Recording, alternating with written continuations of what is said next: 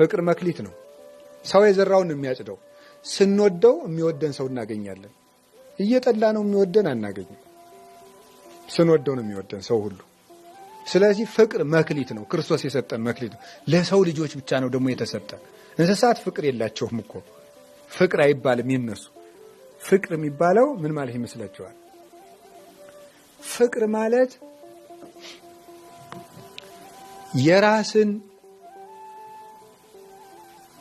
ሐሳብ ክዶ ለሌላው መኖር ነው። ፍቅር ማለት ለሌላው መኖር፣ መልስ የማይፈልግ ስጦታ ማለት ነው። ፍቅር ማለት መልስ የማይፈልግ ለደናደራችሁ እግዚአብሔር ይመስገን ባይመለስለት የማይቀየም ማለት መልስ የሌለው ስጦታ መስጠት ፍቅር ይባላል። ሳይጠብቁ ማድረግ ማለት ነው።